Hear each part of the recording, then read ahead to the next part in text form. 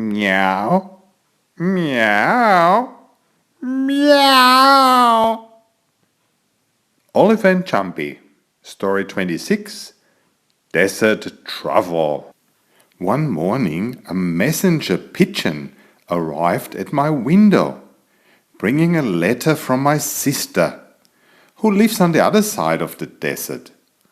A desert is a lot of sand. This sandy land is very near my country, and I have to cross over to visit my sister.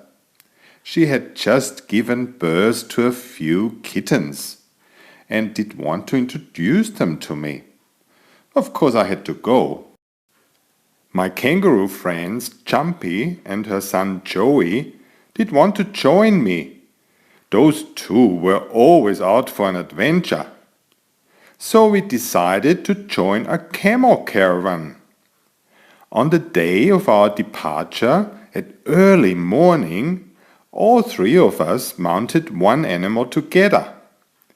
They were protesting loudly about the weight on their backs.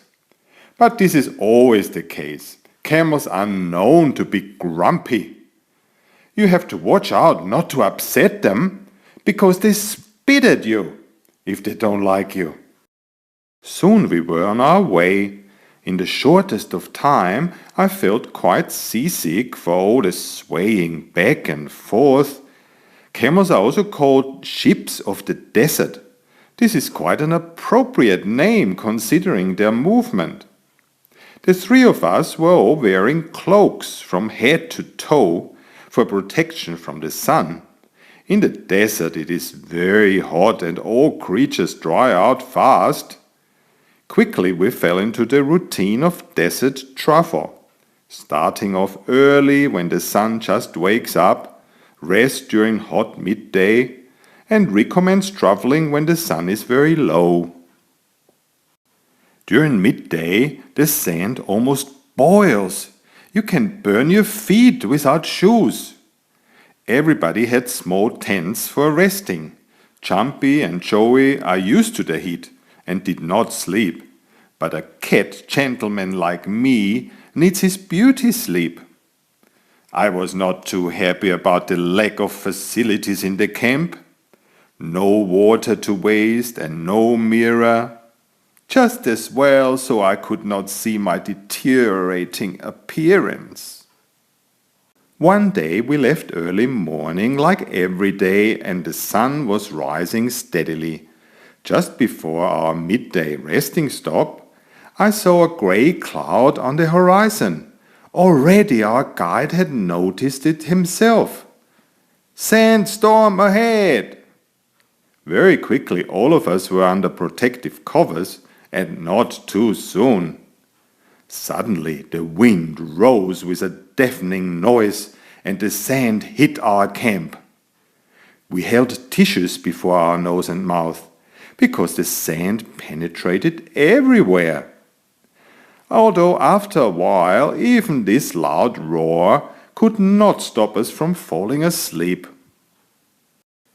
Something tickled my nose and I had to sneeze. Now everybody woke up. We could hardly move. A lot of sand must have fallen on us during the night. "The storm has passed," Jumpy said. "But where are the camels?" Indeed, no camels were to be seen, neither any passengers or the guide. We had been forgotten. In our deep sleep we had not heard the commotion and nobody saw us because of the sand cover. What a horrible situation! What to do now? Unfortunately, all we could do is to keep walking. We had no food or water. This was a desperate situation. The camel tracks were still visible in the sand, and we followed them now. Very soon we became totally dried out and thirsty. After a while, hunger joined in. The burning red sand had become our enemy. Our legs moved slower and slower, and we started to see mirages. Joey could not walk any further, so Jumpy took him into her pouch and we went on. Everybody was now ready to just sit down and give up when I noticed an oasis coming up, and we all made a renewed effort to reach this paradise. How exciting! We were saved! We found water, date trees, and coconut trees. What else do you need? Soon we were stretched out along the shore of the little lake and drank our bellies full with water. Did you know that a camel can drink over 100 liters of water in one go?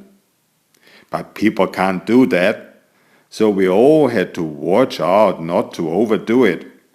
Nobody wanted to get sick. The next days were spent eating, drinking, and regaining our strength. After 3 days we had made baskets from palm leaves and collected as many dates and coconuts as we could carry. We were ready to tackle the remainder of our journey. Again we had our daily routine until all food and drink was used up. We could not go any further. That's when I noticed eagles circling above us. Look, there is the desert patrol in the sky. They have seen us and will send help. Soon after, we joined my sister with her kittens. We had a great time with them. The kittens' names were Sorella, Annabella, and Francesco. My sister Fanny's husband, Rico, was from Italy.